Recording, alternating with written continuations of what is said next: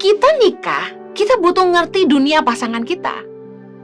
Nggak bisa ingin dimengerti saja, tapi kita juga harus belajar memahami pasangan kita.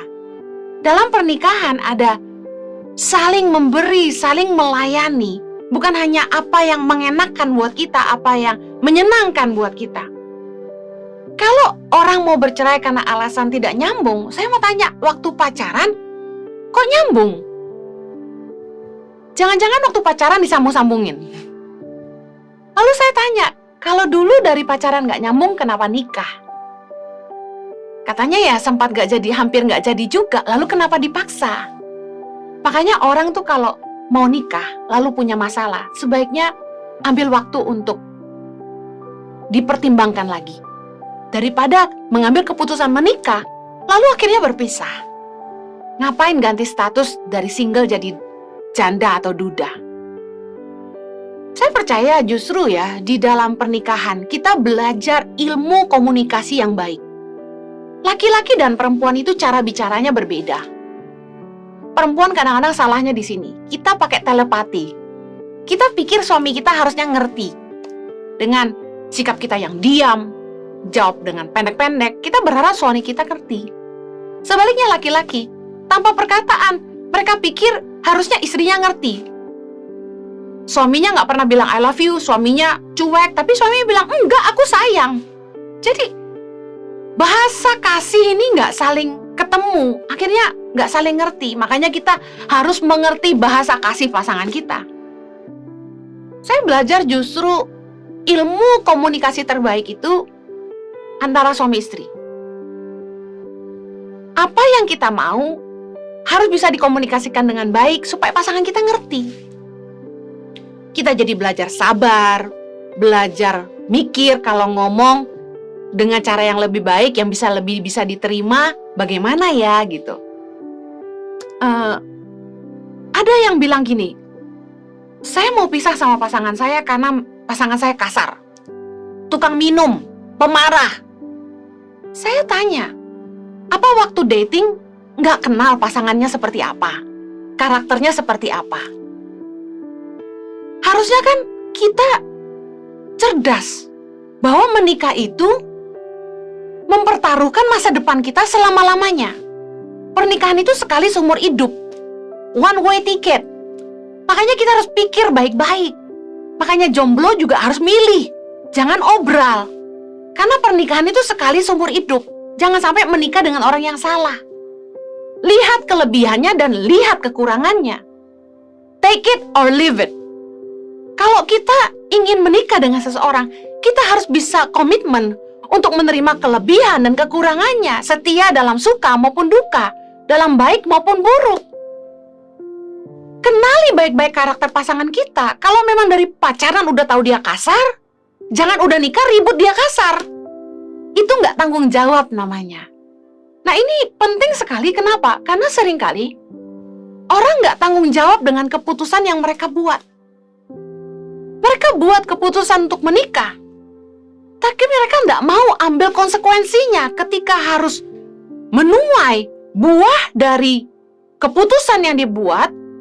Taburannya nggak mau nuai, nggak mau tanggung jawab. Contoh, nggak direstui orang tua, maksa nikah. Beda agama, paksa nikah. Tapi ketika harus menuai pernikahan yang tidak baik, suami yang tidak mendukung, kasar dan lain sebagainya, baru bilang, cerai aja. Lah dulu kenapa mau nikah? Harusnya kita belajar tanggung jawab dengan keputusan yang kita buat. Lah ya dulu yang mau nikah siapa? Dulu mau nikah karena dia kaya. Udah sama-sama kaya baru ribut dia kasar. Kita harus buka mata kita lebar-lebar dan kenali pasangan kita, supaya ketika kita sudah buat keputusan untuk menikah, kita tanggung jawab sama keputusan kita. Nggak menyerah ketika pasangan kita salah, nggak menyerah waktu pasangan kita lemah buat kesalahan. Tapi kita fight buat pernikahan kita. Kita doakan pasangan kita.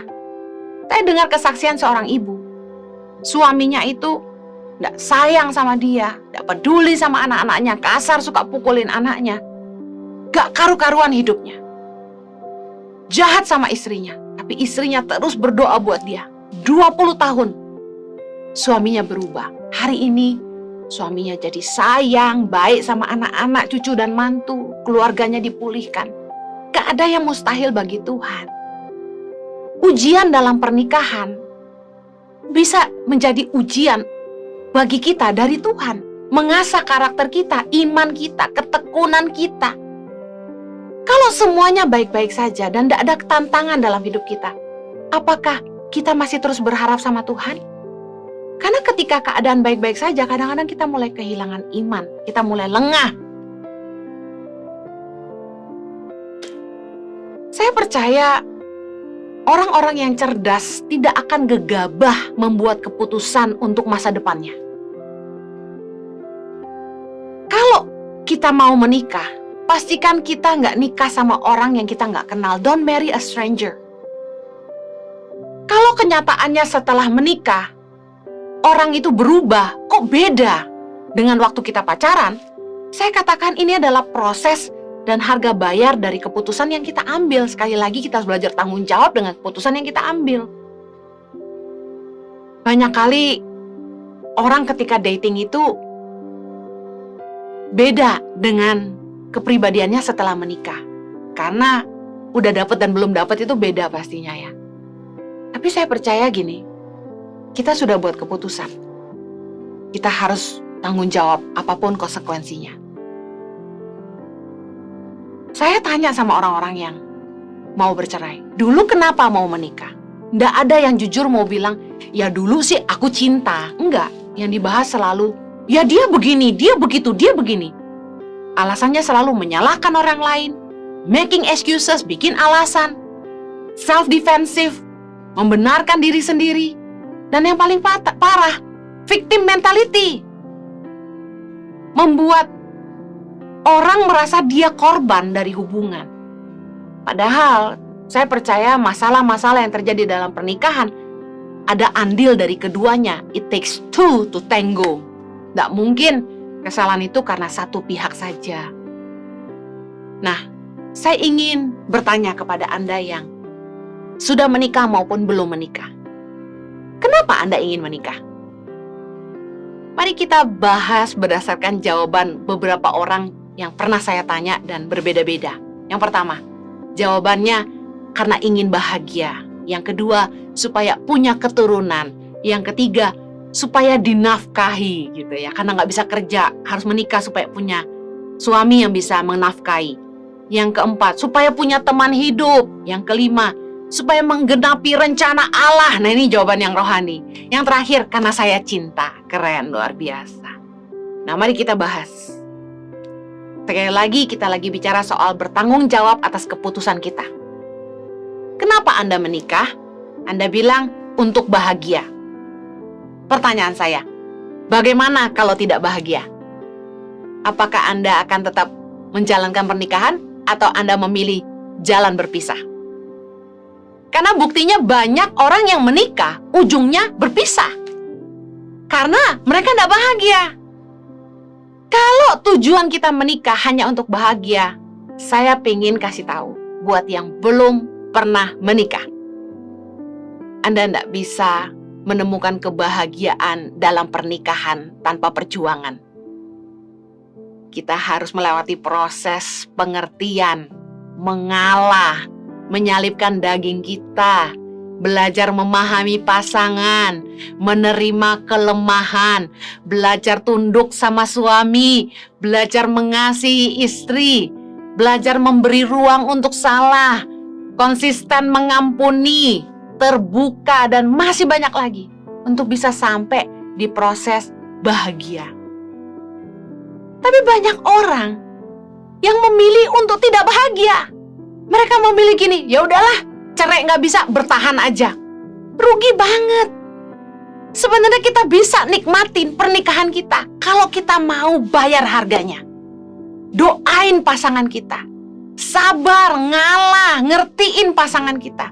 Bisa nggak bahagia? Bisa. Saya bahagia. Saya udah lewatin proses panjang bersama dengan suami saya, demikian juga suami saya dengan saya. Dua-dua harus mau berubah, dua-dua harus mau bayar harganya, dan taat ikut kebenaran firman. Kemudian, kalau ditanya lagi, kenapa Anda ingin menikah? Jawaban yang kedua, supaya punya keturunan, punya anak-anak. Kan firman Tuhan berkata, penuhilah bumi, beranak cuculah gitu ya. Nah, pertanyaan saya, bagaimana kalau setelah menikah Anda tidak dikaruniai keturunan? Tetap nikah atau berpisah? Karena pada kenyataannya banyak pasangan yang sudah menikah secara sah dalam kekudusan, tapi tidak punya keturunan. Apakah Anda akan menyerah dalam pernikahan Anda? Dipersatukan Allah itu suami istri. Apakah karena anak Anda akan meninggalkan pasangan Anda? Keturunan adalah upah dari Tuhan, karunia dari Tuhan. Kalau Tuhan tidak berikan, ya jangan maksa, tapi terus berdoa dan berusaha. Kalau sekarang Anda bisa pakai jalan IVF dengan jalan bayi tabung, why not? Kalau Anda mampu, Anda bisa ambil langkah itu, silakan. Saya percaya intelektual, kecerdasan manusia juga berasal dari Tuhan. Hikmat itu dari Tuhan. Kalau Anda bisa punya keturunan dengan cara bayi tabung, gak masalah. Ada orang-orang yang bayi tabung berkali-kali, gak jadi juga. Jadi saya katakan sekali lagi, kalau bukan kehendak Allah, gak akan jadi juga. Tapi sebagai manusia, kita bisa berdoa dan berusaha. Jangan sampai karena pasanganmu gak bisa ngasih keturunan, lalu Anda tinggalkan pasanganmu. Itu orang-orang yang gak mau tanggung jawab sama keputusan yang dia buat. Kan sudah bikin keputusan untuk menikah. Seringkali tuh orang selalu punya tujuan yang menguntungkan dirinya. Apa yang dia mau, kalau gak dapat, dia mundur dari komitmennya. Belajar jadi orang yang bertanggung jawab, karena ingat, kita masing-masing bertanggung jawab kepada Allah. Pertanyaan berikutnya, kenapa Anda ingin menikah? Supaya dinafkahi. Pertanyaan saya, bagaimana kalau pasanganmu itu pelit? Bagaimana kalau pasanganmu suatu hari jatuh miskin? Apakah Anda tetap setia atau Anda akan berpisah? Pandemi sudah membuktikan banyak orang kaya jadi susah. Banyak orang kaya kehilangan harta. Istri-istri banyak yang bukannya mendukung suaminya, menguatkan suaminya, menolong suaminya, mulai buka usaha, jual kue dan apa sebagainya, malah ngerongrong, menekan, menyalahkan suami. Kamu sih begini, kamu sih begitu, menjatuhkan. Kamu gimana sih? Aku butuh ini, butuh itu. Marah-marah. Betapa banyak pasangan yang akhirnya di masa pandemi ini bercerai. Karena istri-istri terbukti tidak tahan menghadapi penderitaan. Katanya setia dalam suka maupun duka. Kok begitu suami tidak kaya, tidak punya harta, ditinggal sama istrinya? Pasangan kita harusnya menolong, bukan merongrong. Sebagai istri, saya mewakili para perempuan, harusnya kita menolong suami kita, bukannya malah merongrong. Kalau pasanganmu tidak mampu memenuhi standarmu, permintaanmu, standar hidupmu, apakah Anda masih mau? Akan tetap setia enggak? Gampang sekali orang bilang, yes, I do. Karena suaminya sehat, gagah, kaya. Coba terjadi sebaliknya. Suaminya sakit, harta ndak ada, malah harus diurus sama dia. Masih bertahan nggak? Saya salut sama istri-istri yang setia dalam suka maupun duka. Orang-orang yang bertanggung jawab dengan komitmennya di hadapan Allah, bahwa dia menikah untuk selamanya.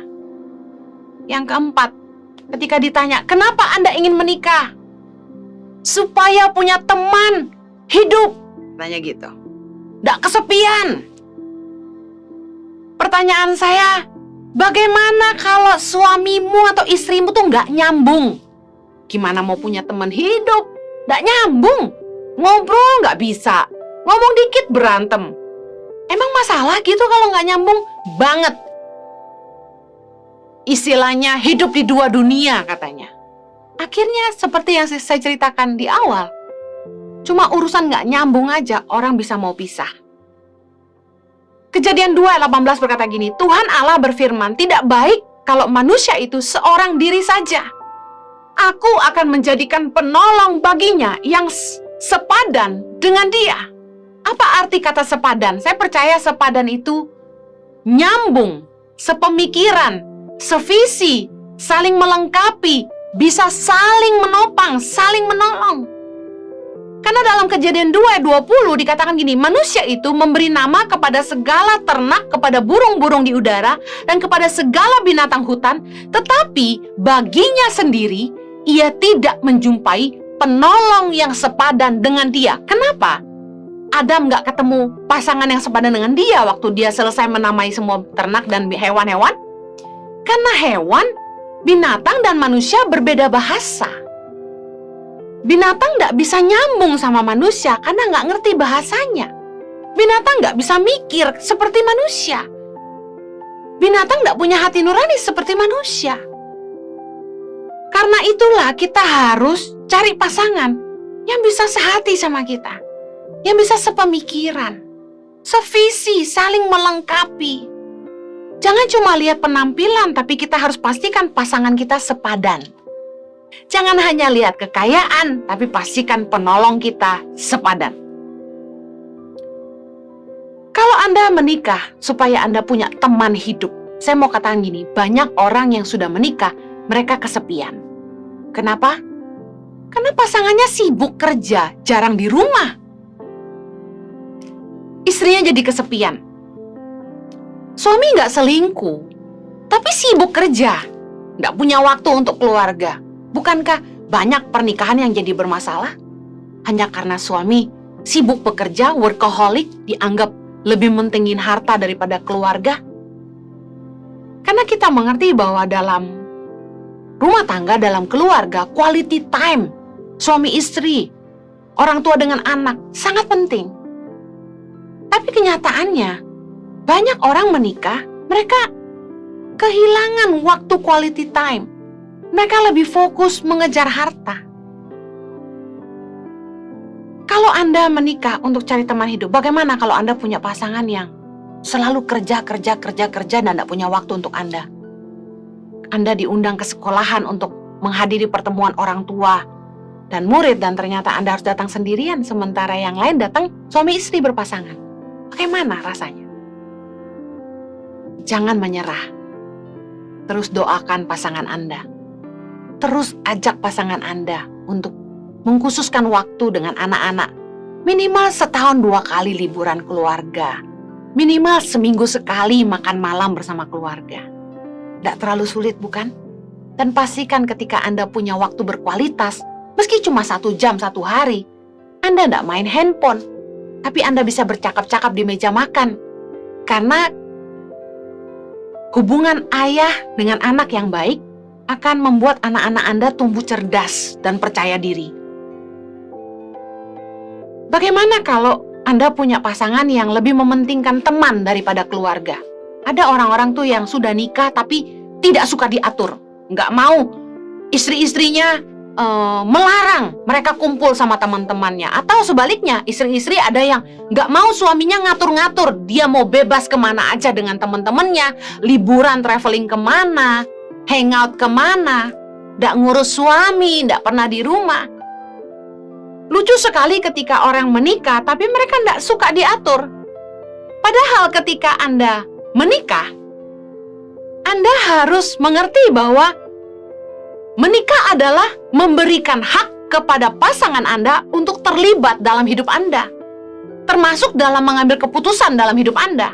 1 Korintus 7 ayat 3 bilang gini, hendaklah suami memenuhi kewajibannya terhadap istrinya, demikian pula istri terhadap suaminya. Ayat 4, istri tidak berkuasa atas tubuhnya sendiri, tetapi suaminya. Demikian pula suami tidak berkuasa atas tubuhnya sendiri, tetapi istrinya. Ayat ini seringkali dikhotbahkan hanya untuk kebutuhan maaf seksual. Padahal bicara soal begini, ketika kita menikah, kita menyerahkan hidup kita kepada pasangan kita. Kita nggak bisa lagi bilang, ini hidup saya. Kita jalan masing-masing. Enggak. Tapi kita, suami istri, nggak berkuasa lagi atas tubuhnya sendiri. Tapi tubuh kita milik pasangan kita. Dengan menikah, kita memberi hak kepada pasangan untuk intervensi dalam hidup kita. Kita tidak bisa bilang, terserah gua. Terserah aku mau kemana, mau pergi sama siapa. Pendapat pasangan Anda menjadi penting. Menjaga perasaan pasangan Anda menjadi prioritas utama. Yang terakhir, kenapa Anda ingin menikah? Orang bilang, untuk menggenapi rencana Allah. Well, bagaimana kalau tidak sevisi? Bagaimana kalau pasangan kita tidak mendukung visi yang dari Tuhan? Bagaimana kalau pasangan kita melarang? Misalnya Anda punya kerinduan, ikut Ibu Heni ke pedalaman, tapi suamimu bilang, tidak boleh. Pada Anda tuh kalau lihat orang susah, hati Anda tersentuh, tapi pasanganmu tidak dukung. Saya bersyukur sekali dalam hidup saya, Tuhan mengaruniakan saya suami yang sevisi, yang tidak menghalangi saya menghidupi rencana Tuhan dalam hidup saya, malah mendukung saya. Suami yang justru sepakat dengan saya untuk menghidupi panggilan Tuhan sama-sama. Matius 19 ayat 6 bilang begini, demikianlah mereka bukan lagi dua, melainkan satu. Karena itu, apa yang telah dipersatukan Allah tidak boleh diceraikan manusia. Saya percaya satu hal ini. Visi yang dari Tuhan tidak akan memisahkan apa yang Ia persatukan.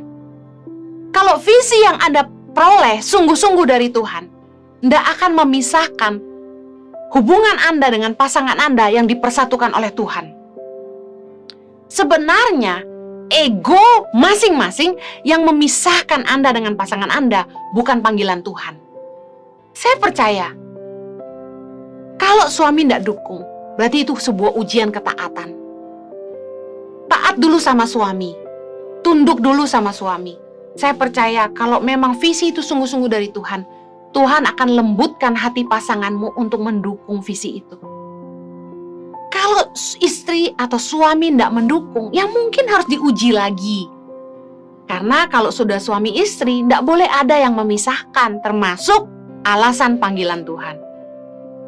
Kenapa Anda ingin menikah? Yang paling tepat jawaban ini, karena cinta. Cinta atau kasih haruslah menjadi alasan terkuat. Karena harusnya inilah yang menjadi dasar pernikahan. Kasih adalah fondasi pernikahan yang terbaik.